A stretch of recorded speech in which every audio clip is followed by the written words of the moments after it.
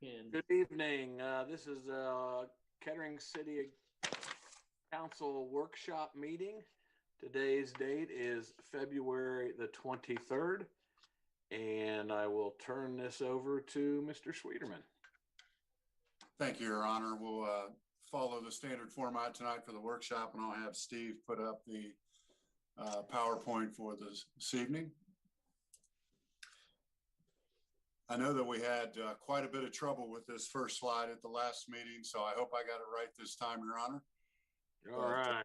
Here's how we're going to handle the agenda items this evening. And I'll start with any questions on the agenda tonight, but I will preface that with we do have a short presentation from Steve on the petition that is on your agenda this evening. So, but if there are any other questions at this time. I did have a question about the street change, so I guess we'll wait till we get to that then. Okay. That's fine. All right, Steve, I'll turn it over to you and you can address the Waving Willow petition. All right, thanks, Mark, and good evening, everyone. So Ron Hunt and I have been working with the property owner that lives at 1160 Waving Willow, who's here. And just for point of reference, this is up in the far northwest part of Kettering, Chance Avenue over here. The Jewish cemetery is here, and Dayton is here. This is the corp line between between Kettering and Oakwood. It's for this north-south section of Waving Willow. They're requesting a street name change for just this section, not the entire length of Waving Willow. And there will be, so the process for this is we'll have the petition acceptance on your agenda this evening. We won't have a public hearing on this until late April, most likely your second meeting in April on the 27th. We will plan to mail a notice of the public hearing to the surrounding neighbors, both on Waving Willow and Lytle Lane by April 2nd. We'll have to advertise it for 3 weeks, not consecutively for 3 weeks, but three separate weeks in the newspaper, April 10th, 17th, and 24th, and we'll have a plan to have a public hearing on the 27th regarding this. Hey, Steve, I just have one question. Is it okay to ask it at this time? It's not a public hearing, but the entrance to that particular property is on Waving Willow. It's on Lytle. I'm sorry. It's on Lytle. Yeah. Yeah. Why? I'm curious why. And if you go across that section in yellow, there really isn't much of an entrance into the home there at all. What is his desire? Why does he want to do that? I'm just curious. I don't know what the rules are with public hearings. Yeah, and I don't want to. Yeah, right. If there's a public hearing, maybe we shouldn't even be discussing this. I would probably wait and let the property owner explain that reasoning. I know there's some issues with mail delivery, and that's kind of what started this whole thing. And with the address numbers, because again, not to do this outside of a public hearing, but if you notice the address numbers for this property, 1160 Waving Willow is the same address as 1160 Lytle Lane, right across the street. So apparently they've had issues or anticipating issues. They haven't owned the property for that long. They purchased it, I believe, last month. Oh, okay. They're brand new owners. Okay, because there are some buildings on the Waving Willow side too. You know, you can see them there on the screen. So I understand the confusion. I just was wondering what. Yeah. Okay. All right. Yeah, I don't know. We'll have more comprehensive report on the public hearing, but that's kind of the gist of it. All right. Steve, that makes no sense to me. I don't disagree, Don. Excuse me. The addresses are the same, 1160, no matter what street name you put on it, Waving Willow Court or Lytle. How does that solve that problem of 1160? Well, we would change the address. So we can change the address without a street name change. That's an option. But they have requested the street name change in addition to the address number change. Well, then that makes sense. Okay.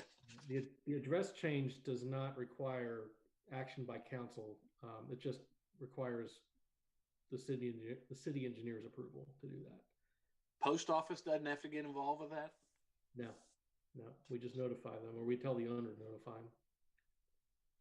We do. It's fairly common for address changes. Street names are not common. Any questions of Steve?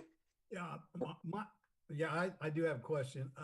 And I was more, when I saw that, interested in, I don't believe I've seen in my time on council a change of street name come up. And I was just curious with what, and especially where it mentions a petition has been submitted. And I'm familiar, if you're running for council and you need 100 signatures or 200 signatures, what is our process on a street name change? I mean, when it comes to petitions? That's a good question. And there is I don't have the ordinance off the top of my head, what number it is, but there is a ordinance that governs street name changes in our codified ordinances. And ways you can do it. You can do it by petition of a property. It doesn't have to be a majority or anything. It can be a property owner can petition council for a street name change, and then you go through a public hearing process, and then council makes a decision. The other process is that council can elect to rename a street. I believe they still have to hold a public hearing, but it can either be property owner directed or council directed. In this case, it was property owner directed. Okay, cool. There's a process and a procedure for doing it, and that's just what we'll have to follow come April. But there'll be a more comprehensive report, but this is just kind of to get you familiar. Good. Thanks. It is an odd thing. I've never seen one since I've been here, and the number of us have be the same way. Can you report the house that is making the request? Is it the house that is on Lido Lane, and the person that will be affected is the other 1160? No, the person that's making the request is here, this big property, right, on Waving, and their address is on Waving Willow. 1160, to my knowledge, isn't aware of the request.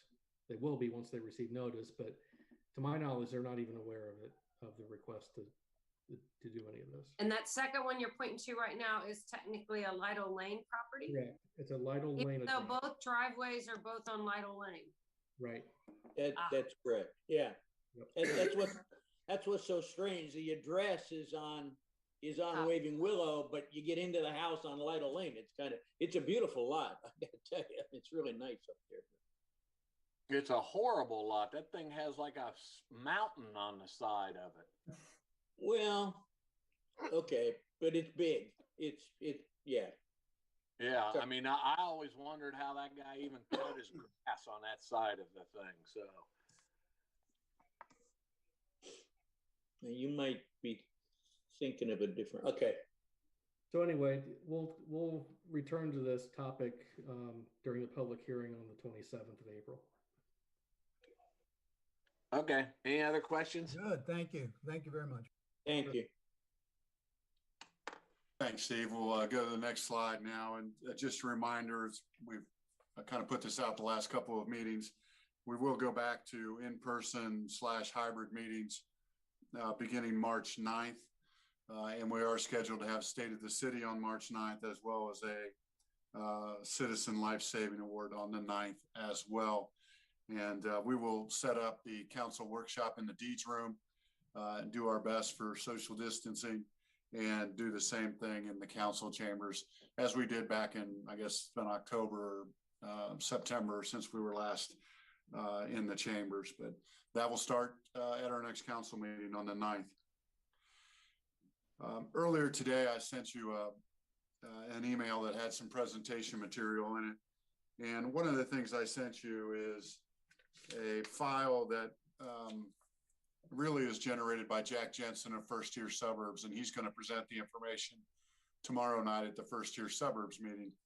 And it is basically a compilation of the American Rescue Plan and what the federal aid might look like to state and local government entities. So you have a compilation now that shows all of the first-tier suburb cities based upon the information that Jack was able to put together. Jack got that information from National League of Cities, OML, the Mayor's Alliance. A number of agencies and associations have now kind of provided links to that data. And I also included in the file that I sent you earlier today some information on how to read the information that's coming out. So you'll probably find that beneficial as a kind of a reference tool as you hear the media covering the activity this week at the federal government level. For the city of Kettering, the compilation will show that it's about $13 million of funding if the bill were to pass as it is presented and came out of committee. I'm not giving you any indication that that's going to happen, just that's our starting point. And it's $13 million. The method of calculation for the city of Kettering is based upon the fact that we're an entitlement city for community development block grant funding. So the bill sets aside a certain amount of money for those types of cities. They use a modified CDBG formula to calculate the money that would come to the city of Kettering. And in our case, that would be roughly $13 million. So that would be probably the highest number we'll see as it goes through negotiations and continues to move through the House and then onto the Senate. But just kind of want to give you that information. It'll be shared to Bill and Bruce tomorrow night with the first-tier suburbs meeting. And again, the file I sent you also has just some talking points and bill language to kind of go along with that number. So wanted you to have that more for reference as we move forward. The next item is Greater Dayton Mayors and Managers Income Tax Survey results, and I also sent that to you as well. Roughly 24 cities responded to a request to just compare income tax revenue from 2019 to 2020. And Kettering, as you know from material we presented to you a few weeks back, we finished at 0.6% above 2019 for a strong finish in December. The mean for the 20, in this case, 23 cities is a negative 1.87%. And the numbers vary, and that's why I sent you the full survey. It's just a real quick 2-pager. And it, shows declines as high as almost 11%.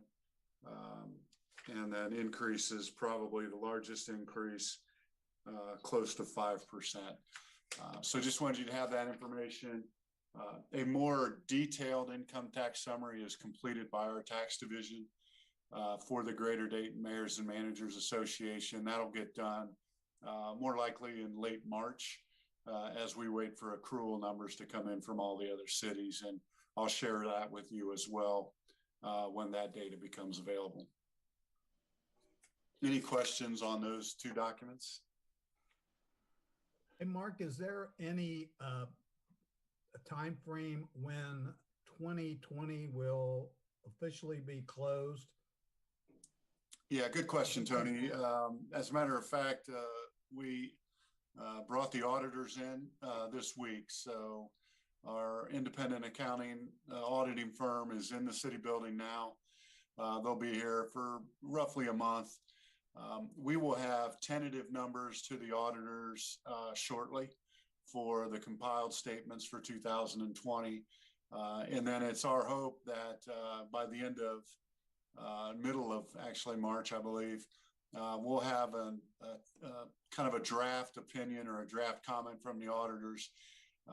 So hopefully by the end of March, you will have not necessarily a CAFR in front of you, but a presentation from me with where we finished the year based upon those final results. So we're very close to a draft number, and then we'll share the final numbers with you after the auditors get a look at it. Have we noticed any increase in refund request? Tony, I haven't asked that direct question of our staff. They have not brought anything to my attention. And it is still a little early. We did get an update this morning that The traffic is picking up at the tax division last week and this week, so we're making arrangements to make sure we can accommodate that. But they did not bring to light any increase in refund requests or how we're handling those, but I can check on that.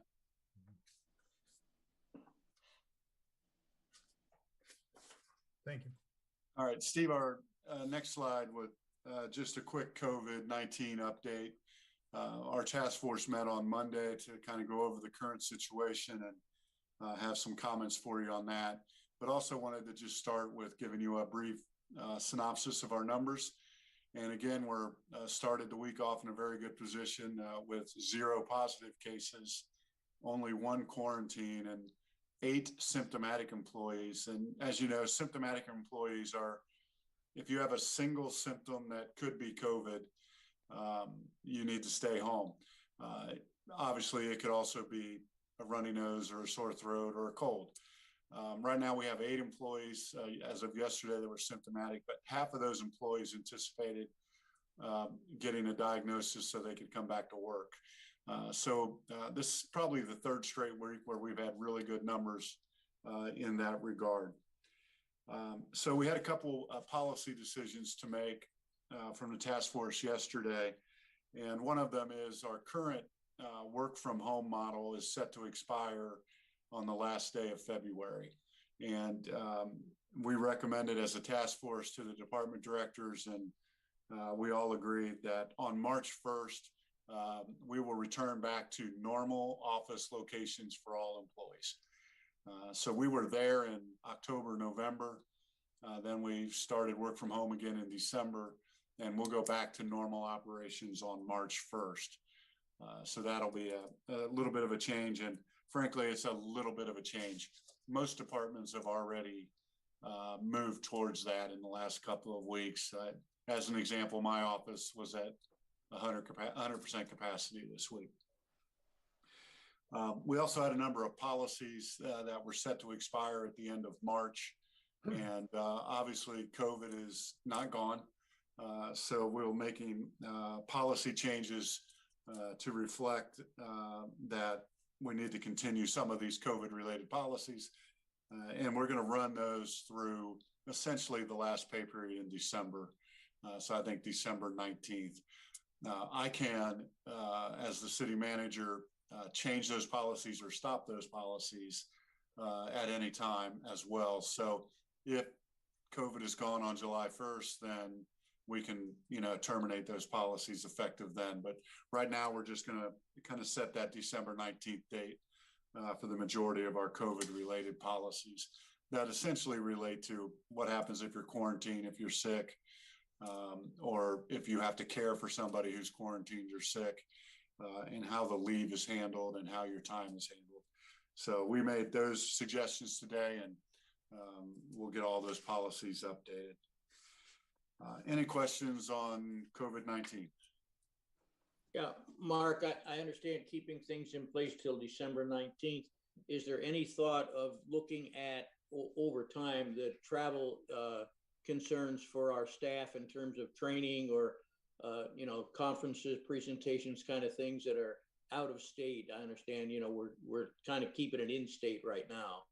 Any thought to that? Yeah, we have not changed the in-state versus out-of-state travel restriction at this point. We've left it in-state at this point, and the budgets reflect in-state. So if we change that, we would have to make those necessary changes. We have had a few employees who are attending, national conferences, if you will, because they're being held virtually, and we're participating in that. And if, for example, Bruce, I'll be attending the National League of City Conference here at the beginning of March. Virtual. So right. As part of my responsibilities with the Ohio Municipal League. So, we still have some options, but at this point, we're not lifting that restriction. And frankly, at this point, it's because of the budget limitations and to make that change. Yeah, and most conferences aren't meeting anyway. I'm just thinking if they start up in the fall, whatever. Okay, thanks.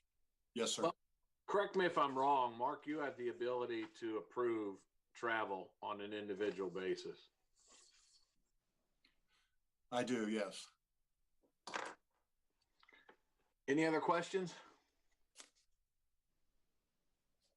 So the next item we have for you is a presentation by Steve again on some of our current bid openings or past bid openings here recently. So Steve, I'll turn it over to you.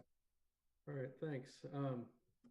This next slide is kind of a summary of where we stand as far as bid openings are concerned for this year. And I will tell you that we've had a very good run of bid openings, and I'm not here tonight to jinx it, but we've done very well so far. We've opened bids on 4 projects, 3 of our maintenance programs, and then also Donation Circle, which is that cul-de-sac off College Drive that is part of the Life Connection development. So far we're running about $469,000 to the good, under budget for those 4 projects combined. We still have 3 more major projects to open up bids on. The first one will be this Thursday for the Marshall Road project between David and the South Corp line. We also have our 2021 concrete repair program, which is primarily repairs to concrete street panels.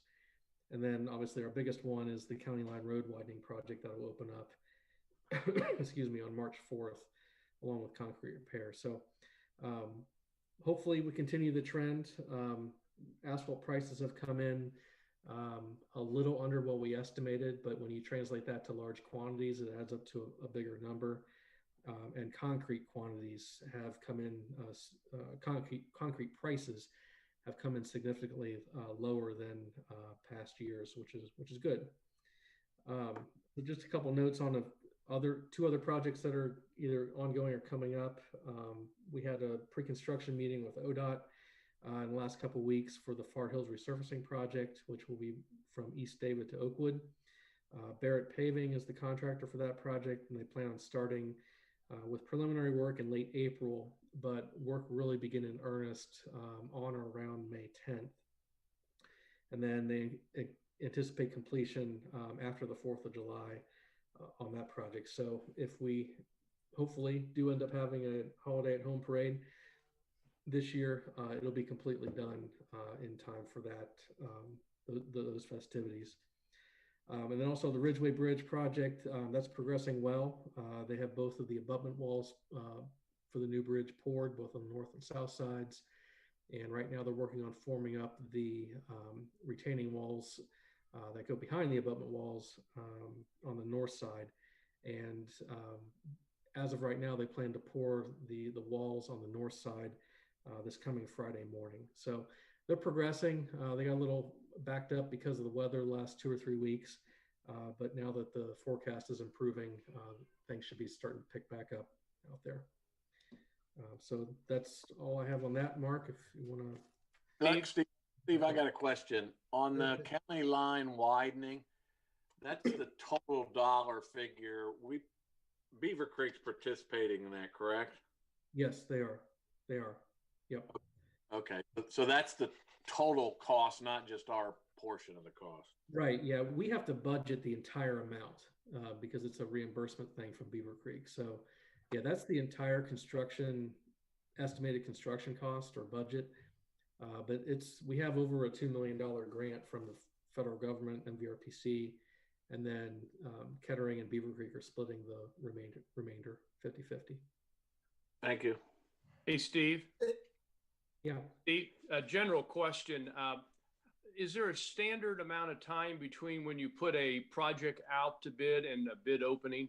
I've always wondered that. It's for city projects, non-complex projects like our asphalt overlay program, concrete repair, that's pretty cut and dry. We advertise those bids for 2 weeks.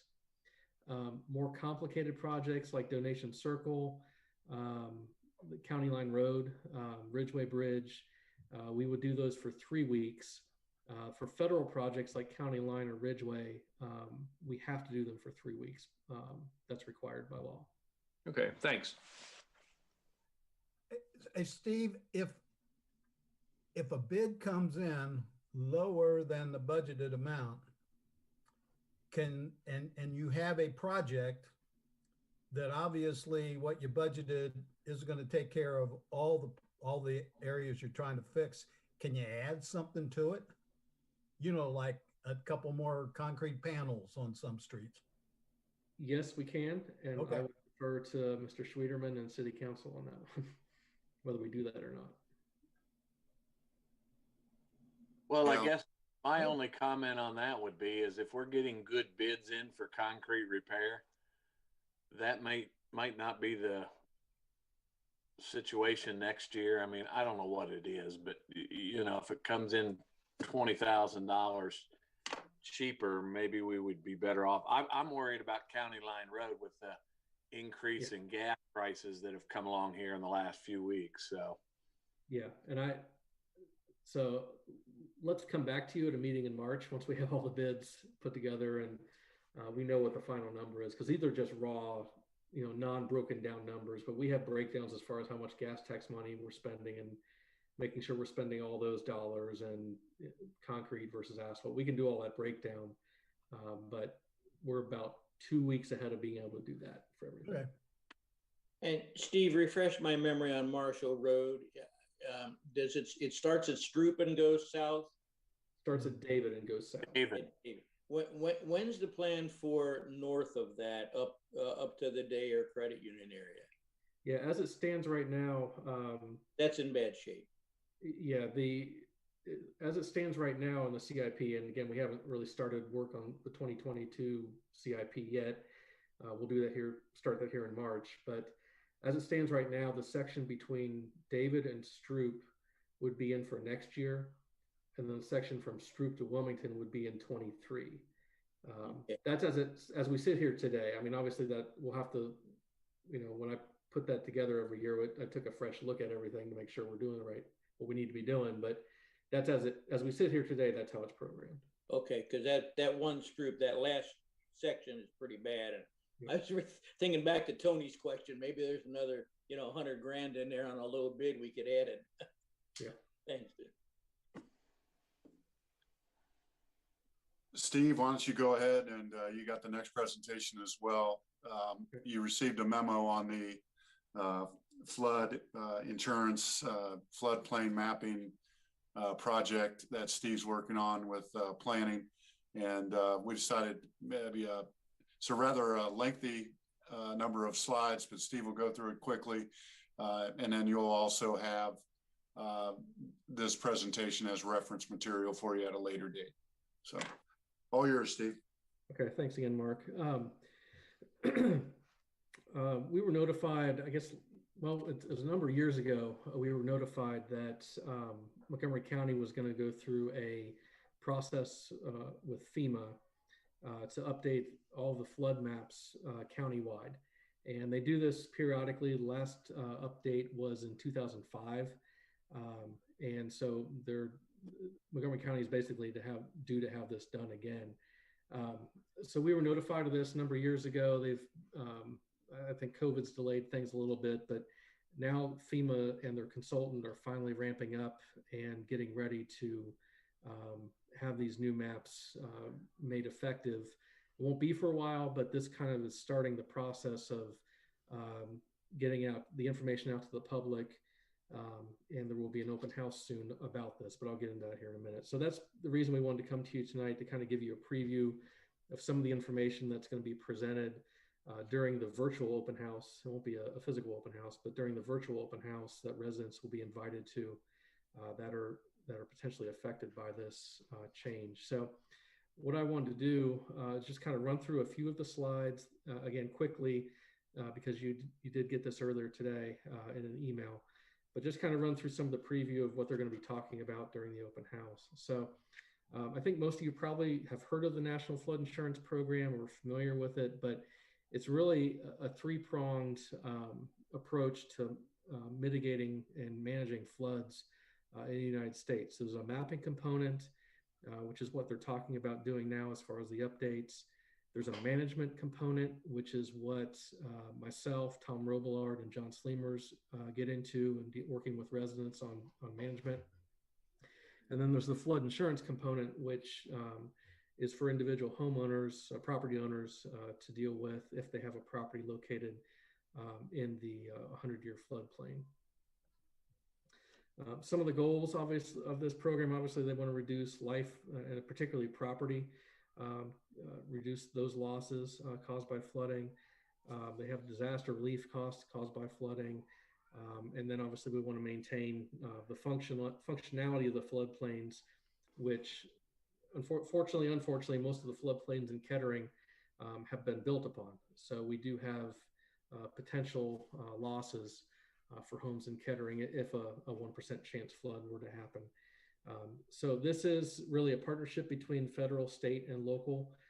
We deal with not so much with the federal government, but we do deal with the state government from time to time, particularly ODNR, the Ohio Department of Natural Resources. They provide a lot of resources for us to use, and particularly when it comes to update our ordinances. And I'll talk about a little bit more about that here in a minute. The program is voluntary.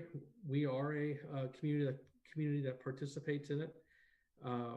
We also participate in the community rating system, or the CRS system, which by our participation in that program, it means that we maintain our floodways and manage our floodways at a little bit higher level than a community that may not be involved in that type of program. So it does allow for our residents to receive a small discount on their flood insurance. And so we work annually to keep that program updated. And then every 5 years, which this is a 5-year, 21 is a 5-year review cycle on that. This fall, they'll do a more in-depth review on site of our management program to make sure they're meeting all those standards. So we have a pretty good flood management program in Kettering. I think it works well. And frankly, it needs to work well because we do have a number of properties that are in the floodplain in Kettering. So talking more about the flood maps in particular, these are the main reasons that that FEMA identifies these areas that have an increased risk of flooding. They're used to make decisions, frankly. A good example of this would be development in the floodplain, potentially in Research Park. There was, the article that came out today in today's paper about that one development that's proposed in Research Park potentially has a flood impact, and so we're going to have to work closely with the developer, assuming they move forward with the project. We're going to have to work closely with them in the future to make sure that they're mitigating the flood risks that the development might cause. So why is FEMA doing this? Well, it's really part of a regular program that they do to update these maps. Again, the last time they did this was in 2005. Between 2005 and now, there have been a number of small revisions to the floodplains in Kettering based on hydrologic studies that have been performed. And this update will kind of capture all of those revisions that have been made. So again, in the memo, if you recall the memo that you received in your packet on Friday from John Sleemers, it kind of gave an overview of floodplains in general, but there was a map on the first page that showed Kettering and how it's divided into 2 different watersheds. So basically everything west of Schroyer and Ackerman drains to the Great Miami. Everything east of that line, a Schroyer-Ackerman line drains east of Little Miami. Everything west of that line drains west to the Great Miami. So they are in the process of updating pretty much all the drainage areas in Kettering and the entire county. And one thing I'll note here on the very last bullet point is that they are using the most current data, topography data that the county has. They didn't have this available in 2005 when they did the flood study. They do now, and it's all digital, it's all electronic. So these maps are going to be far more accurate than the 2005 maps. And even the 2005 maps were an update in accuracy from the previous maps. So with every iteration of this, they're getting more and more exact on where the floodplains would be based on topography. These are just this is just a quick map showing Kettering and Centerville and Washington Township and where the particular streams in southeast Montgomery County are located. The ones highlighted in red are the ones that are in Kettering, the biggest of which are the branches of Little Beaver Creek, and then the Penn Creek and South Boulevard Creek also feed into that. The little north branch of Little Sugar Creek is down by Mr. Wanamaker's neighborhood, and that feeds into Greene County just north of Madison's Grant and goes on into Sugar Creek Township. So talking about a timeline for this, again, I mentioned the last countywide update of the firm or the flood insurance rate map, which is this is known as, was in 2005. So they've been working on this latest update. Really, the first I had heard about it, I think, was in the fall of 2019, I believe, was when they first kind of introduced it to us. So they've been working and getting the rate maps identified, been doing the hydrologic studies that go along with it. The red dot on there was a meeting that we had over Zoom with FEMA and their consultant to kind of introduce this public process they're going to go into starting soon. So they are planning to have a virtual open house on March 16th at 5:30 p.m. It'll be done via Zoom. We are planning to mail postcards to approximately 1,100 affected property owners in Kettering to help get the word out about the open house. Then once that is complete, we will go into, or we, and really it's FEMA and their consultant, they'll go into an appeal period where people will have a chance to appeal their either, well, mostly an inclusion into the floodplain. And there's going to be a difference between an appeal and a comment. An official appeal will involve a survey of the property and actual technical data to be submitted with their appeal for that particular property. They also take comments, which are non-technical in nature, but really the only way that a person can get out of the floodplain if they're going to be in it, they need to submit data that would show that they need to be out of it. So that's, Steve? Yes.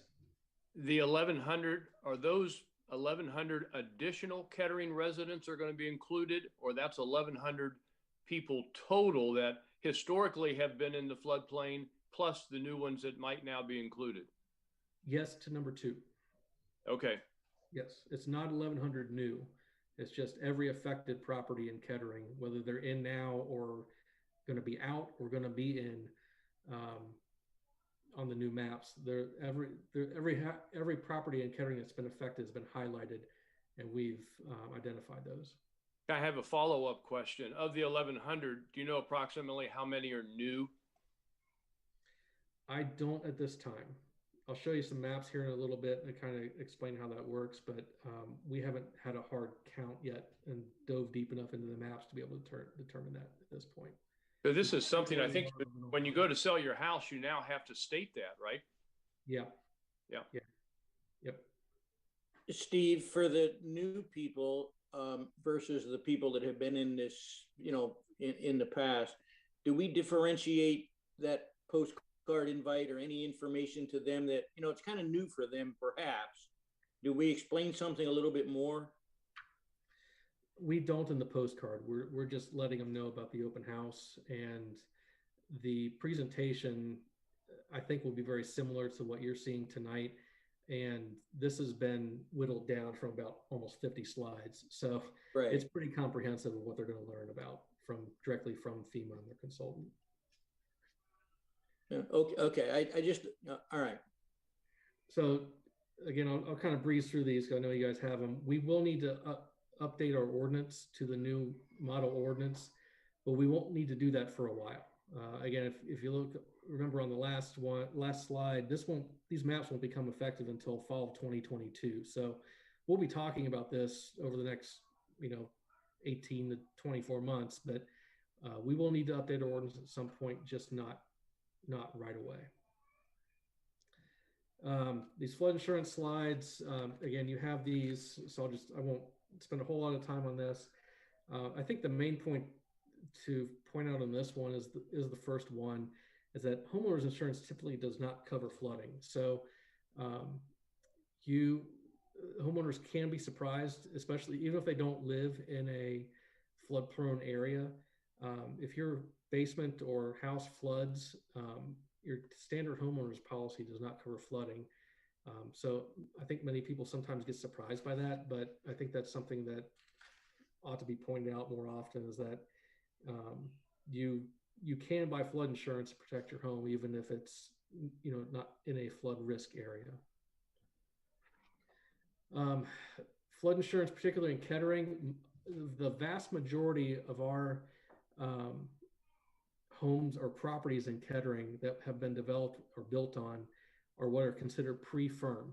So they're developed since we were built out in the 50s and 60s and into the early 70s, most of our properties, particularly in areas that are flood prone in Kettering, are all pre-firm. And that's good, because if you go on to the next slide, anything that's pre-firm, when the flood insurance rate maps were initially established, and for Kettering, they were initially established in late 1970s, any pre-firmed property gets flood insurance at a subsidized rate.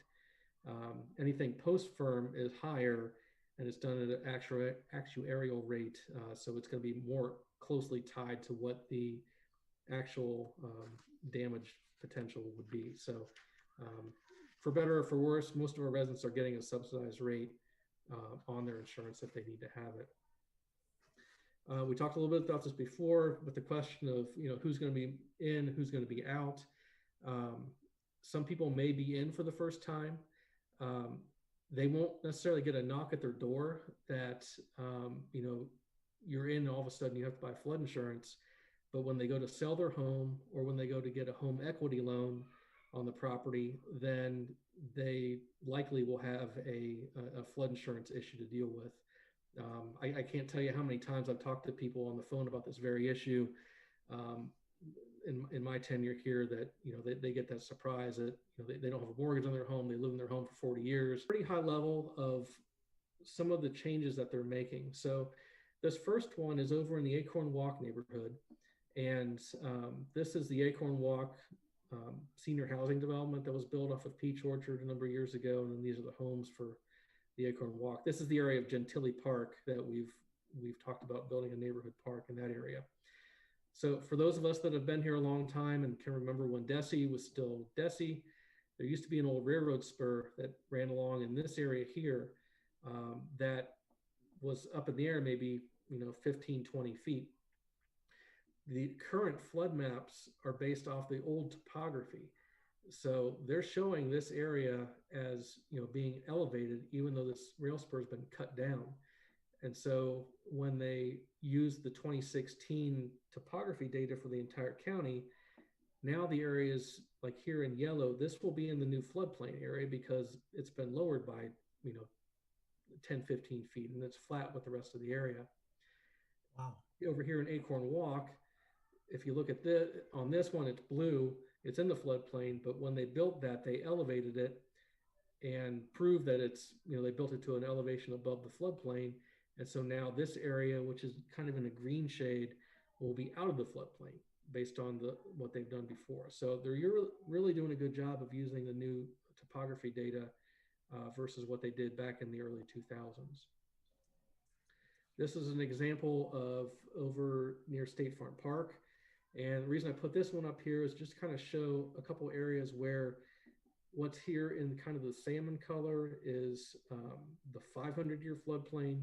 What's in the blue is the 100-year floodplain. And then what's in this hatched red and blue area is the floodway. So this is where the actual creek is when it's not flooding. So pay attention right here down on Fields Avenue, Vale Drive, that area. So this is where it is today. This is what it's going to be when it's changed. So these areas in yellow along Fields, some of these properties, which they were not in before, particularly this one like right here, they're potentially going to be in now unless they do some extra work to determine that they may not be. So these are some of the particular properties that we're going to have to be concerned about, and advising and guiding people for how they can potentially challenge or appeal the results that the new maps are showing.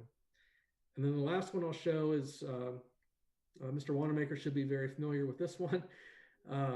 This is over off of Meadow Park, just to the border of Greene County. This is on the Little Sugar Creek.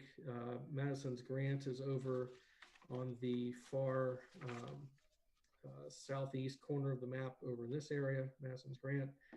So this is what the map looks like today officially. We did a flood study on this back in, I believe, 2006, 2007 timeframe, where this used to be an unstudied area. It didn't have flood elevations established, but it does now based on our study. And so once the new maps become effective, this is what the official floodplain will look like on the maps. This is what it is today based off the revision, but it will be officially produced onto the countywide map now. So they're doing those as well. So that's the end of my presentation. I'd be happy to answer any questions. I know we have a number of things to go back to get to tonight, but if there's any quick questions, I'll be happy to answer them right now. I think we're just going to have to follow this clear as mud. So, you know. Yeah. I would, are we going to be prepared to help our residents understand and navigate this? I mean, this is going to be a pain in the ass. Yes, yes, we are. I'm very well versed in it. I was talking to Mark about this earlier today, and I can remember back in 2005, my very wise predecessor, Mr. Fullenkamp, gave me this project in 2005, and kind of with a chuckle. And it was a lot of phone calls, a lot of walking people through the process, and we're very well versed in doing it.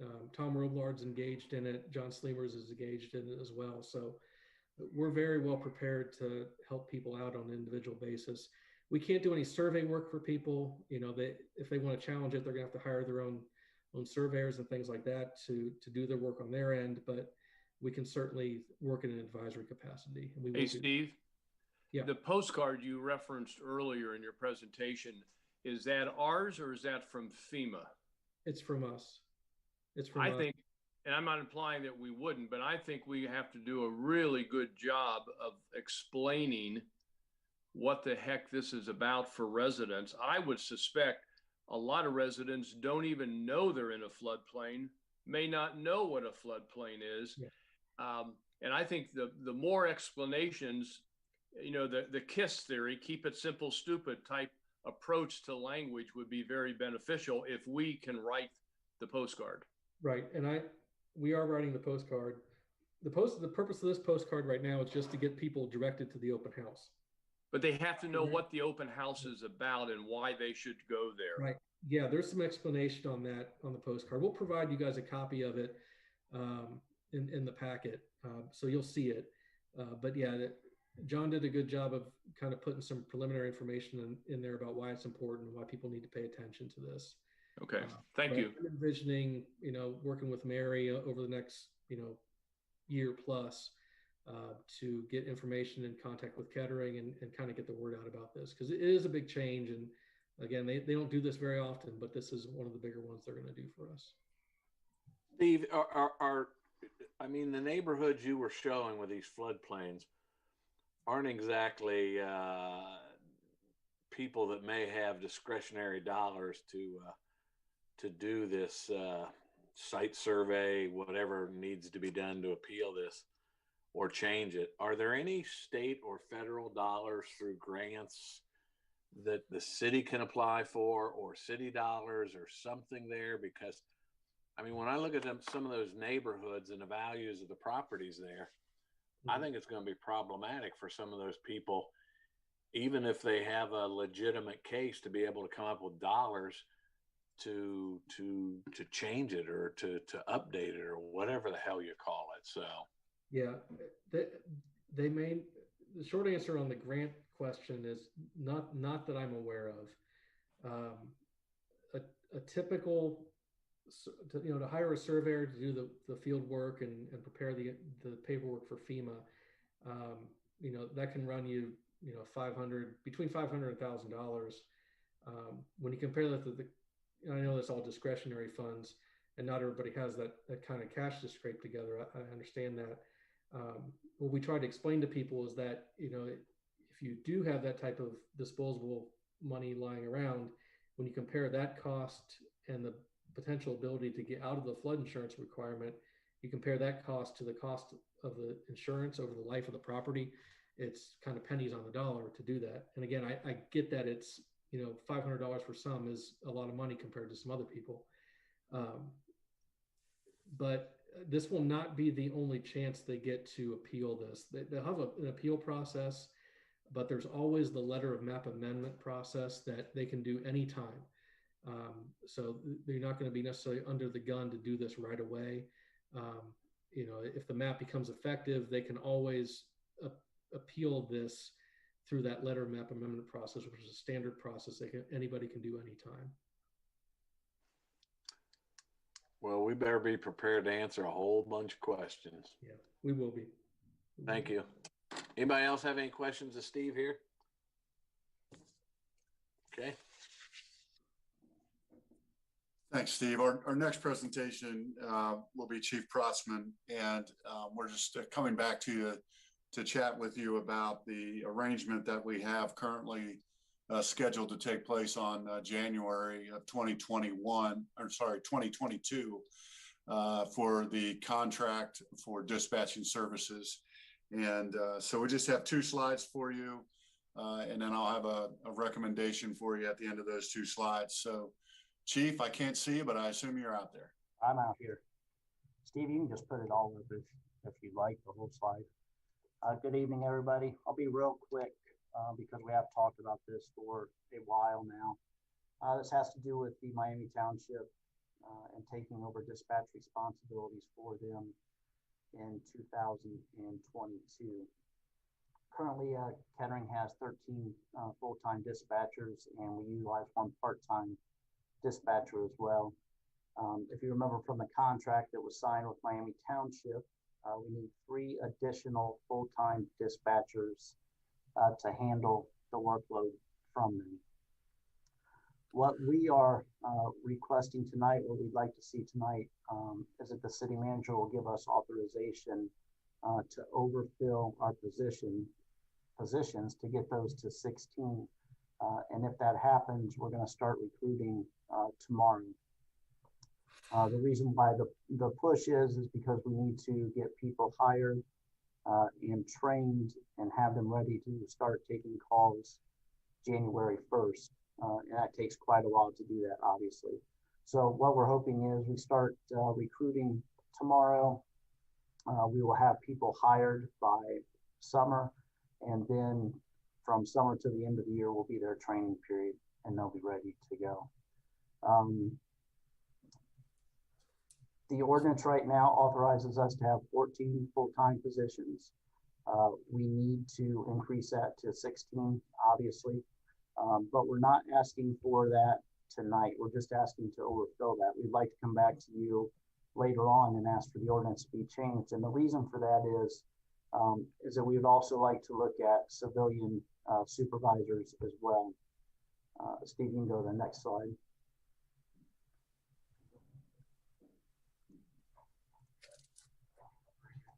What we're looking at right now, what we're trying to figure out is with the supervisors is, do we want to go with 1 or possibly 2? And we're looking at the salaries that they would be paid, whether or not they're going to be classified or unclassified, exempt or non-exempt, and looking at funding to see how we can cover the cost for them. We believe, but we're still looking into this, that we may be able to do that without any added expense.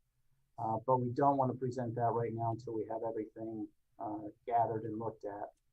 And that's why we'd like for you to hold off on changing the ordinance until we figure this out, then we could do it all at the same time. And again, the reason for just going with civilian dispatch or civilian supervisors, we talked about this in length, obviously, is we think it'll be more consistent supervision instead of just rotating sworn personnel in and out. And it gives us the opportunity to move a sworn position, a sergeant, over to our operations and have them start working the street, which is where we're ultimately trying to get to, is adding more bodies onto the street. So that's what we're here for tonight, is just asking for the ability to overfill the dispatch position so we can get to 16 and start to get those people hired. Chief, the civilian supervisor was part of the recommendation from, I don't remember, whoever did that study. The matrix study, that's correct, yes. Okay, thank you. Anybody have any questions of Chip, Chief? Well, what's classified and unclassified? I know what exempt and non-exempt is. Whether or not civil service employees or not, Sarah's on and wants to answer that, but whether or not they're appointed or they're civil service employees. Okay, gotcha.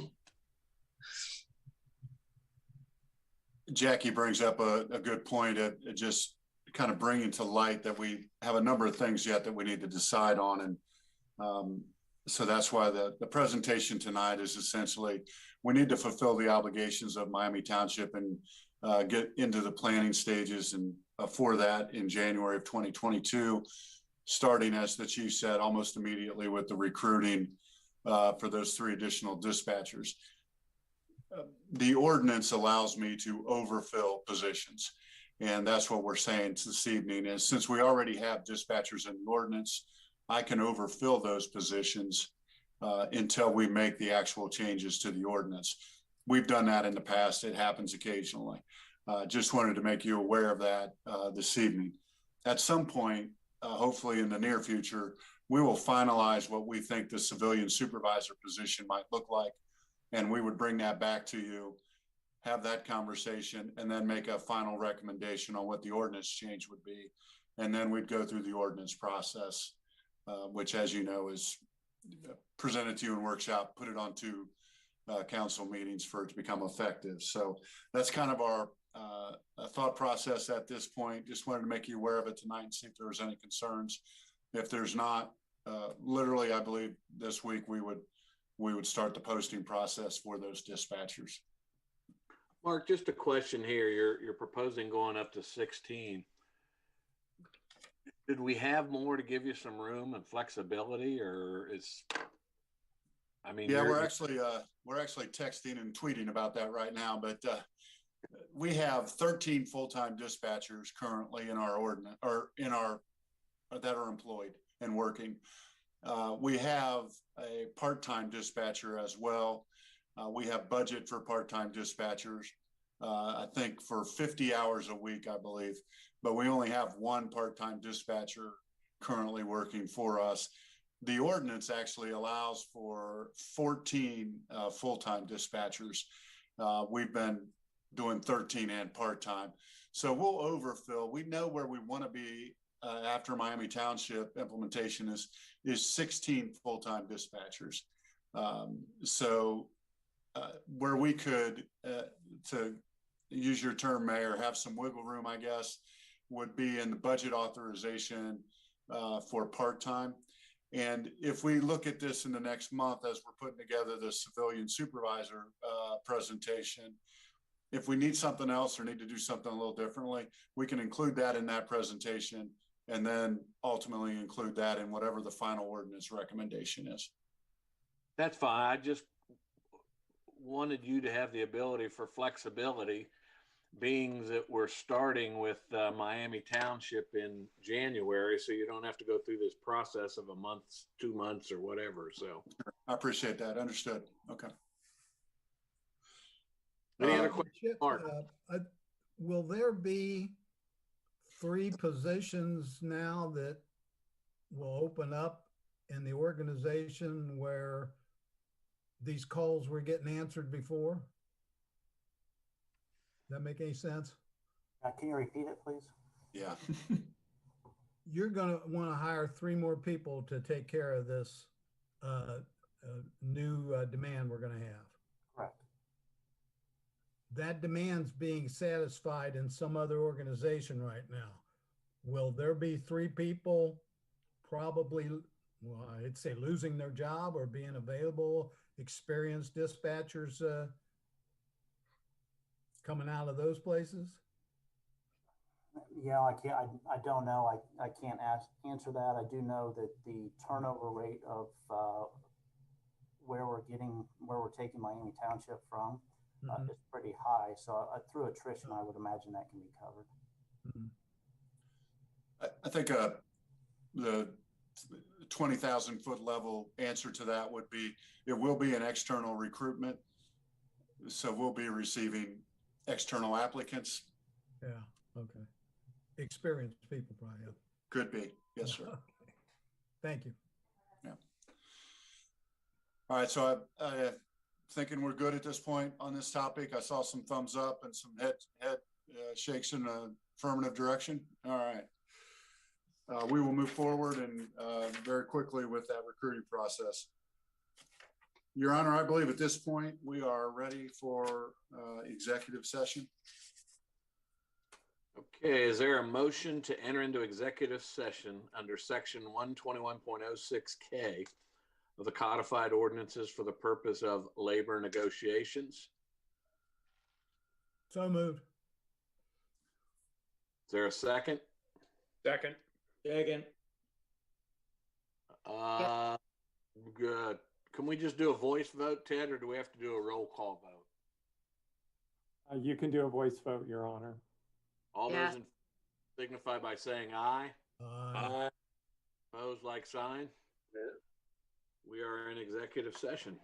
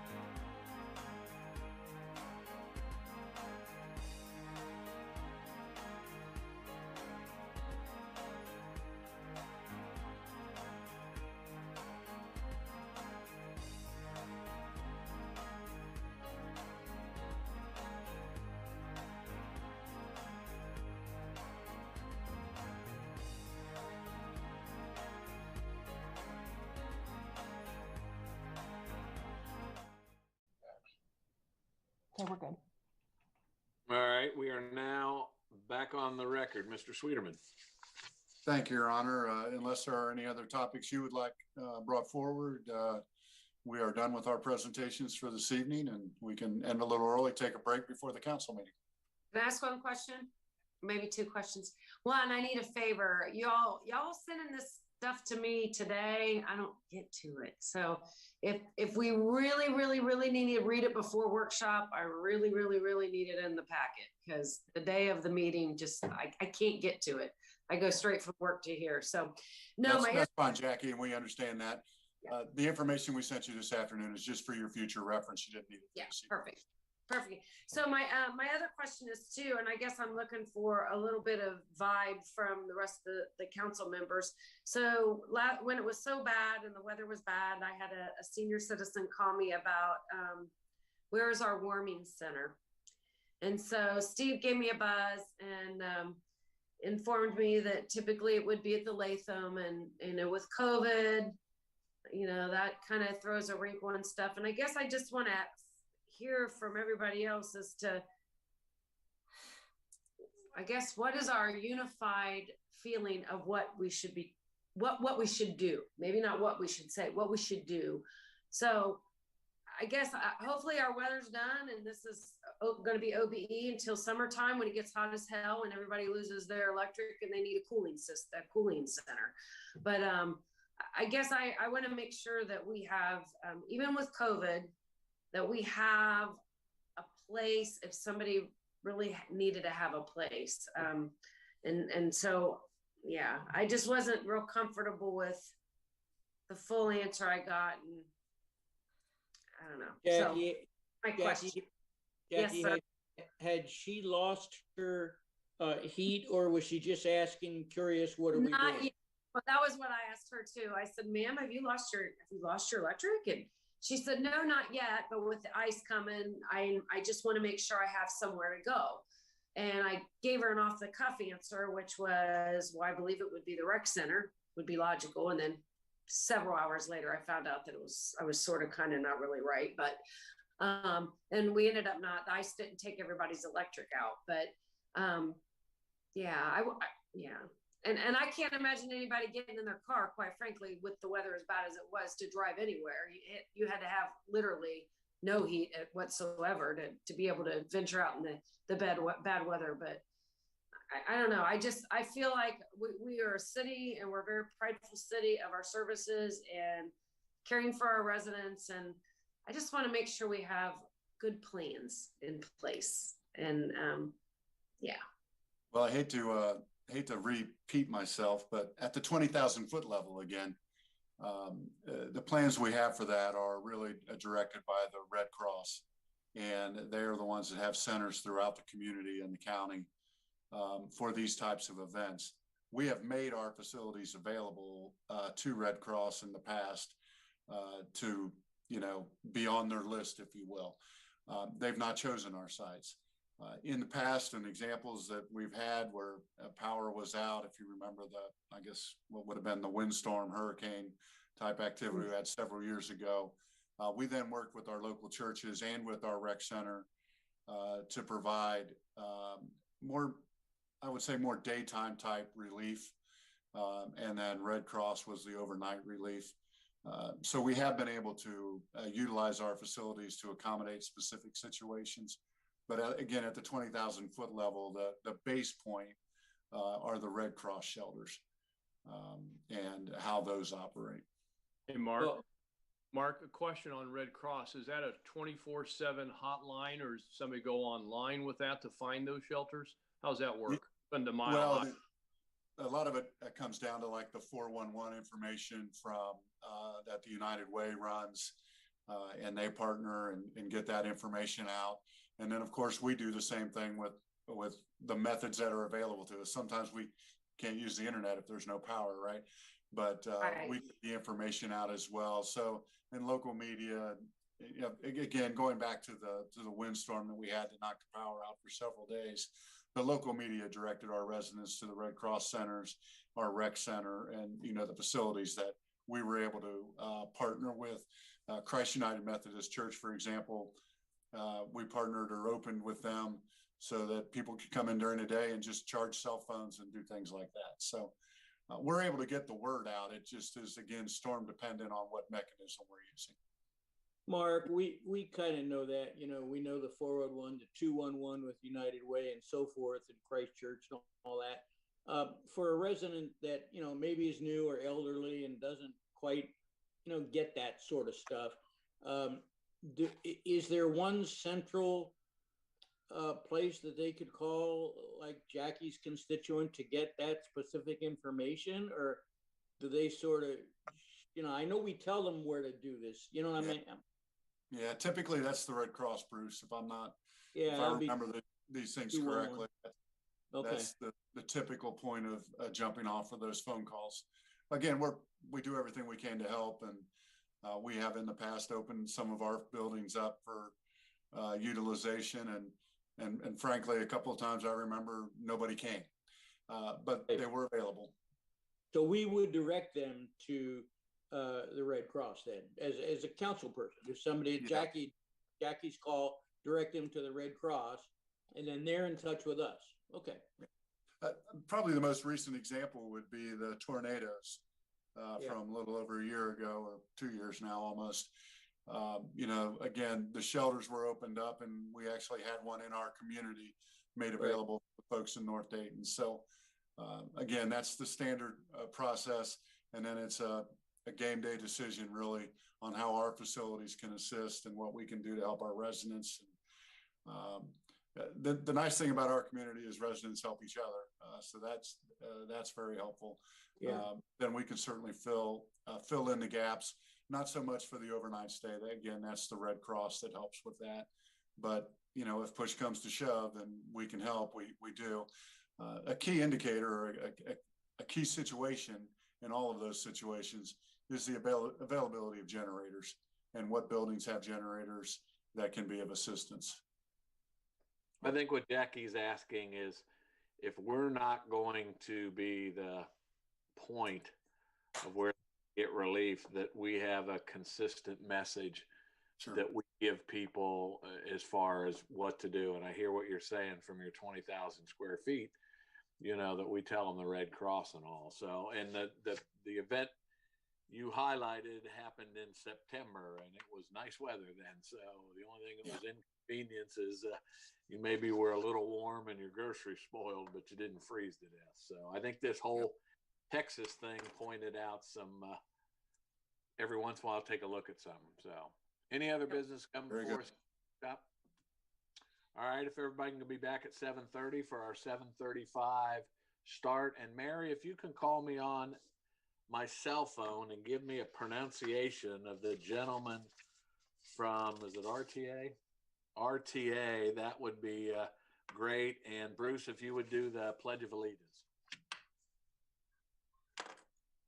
I got it. Thanks.